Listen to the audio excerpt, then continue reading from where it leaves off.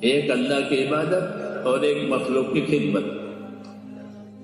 یہ دو ہی چیزیں زمین میں اور حیات میں ہے کہ آدمی اللہ کی عبادت کرے، اس کے حکموں کا پابند کرے اور اللہ کے مخلوق کی خدمت کرے.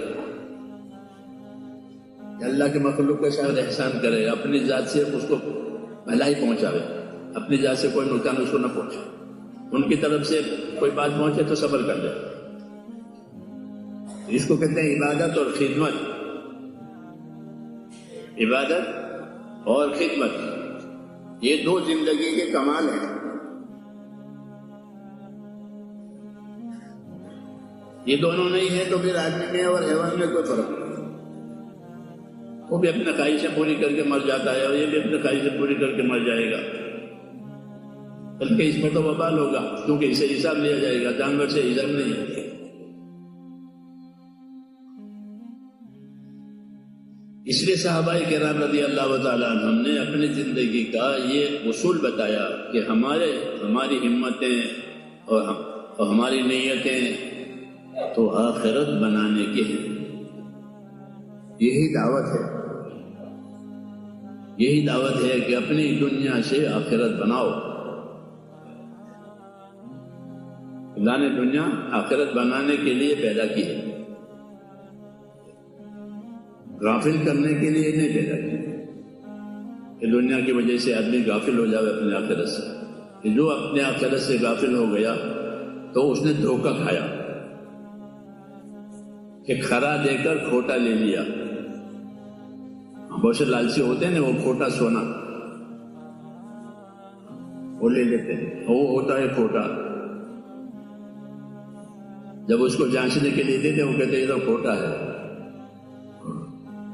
تو کیا مجھے دھوکہ ہو گیا، سمجھا کیا، نکلا کیا.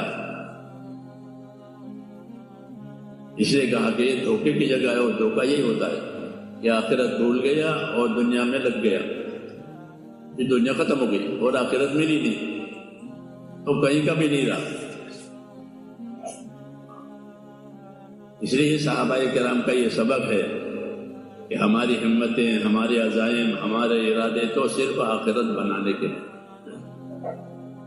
اور جو زندگی آخرت بنانے پر لگے گی وہ زندگی ہوگی بہترین زندگی.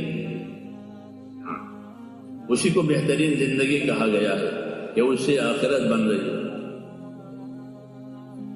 من عمل صالحا من ذکر او انثى وهو مؤمن فلنحيينه حیاتا طیبہ. کہ جو لوگ ایمان لا کر اللہ آخرت پر یقین کر کے اچھے اعمال کریں گے، ہم ان کو دنیا میں جینے کے لیے پاک زندگی دیں گے. یہ ہوا کہ ہم ان کو دنیا میں جینے کے لیے کیسی زندگی دیں گے؟ پاک ستھری زندگی، صاف ستھری زندگی دیں گے. وَلَنُحْيِيَنَّهُ حَيَاةً طَيِّبَةً کہ ہم ان کو دنیا میں جینے کے لیے پاک زندگی دیں گے.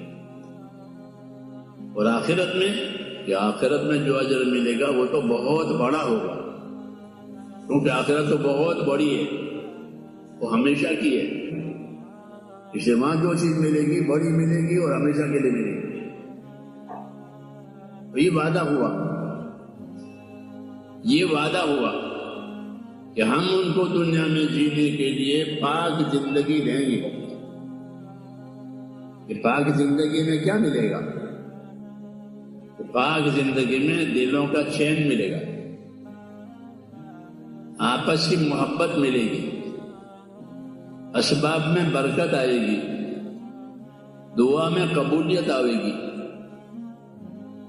پاک زندگی ایک اثر آتی ہے کہ جب دعا مانگیں گے تو زندگی پاک ہے، وہ دعا قبول ہوگی. کہ دلوں میں چین، آپس میں محبت، سچائی، اسباب میں برکت اور دعا میں قبولیت. کہ جب دعا مانگیں گے تو ان کی دعا قبول ہوگی، کیونکہ زندگی پاکیزہ ہے.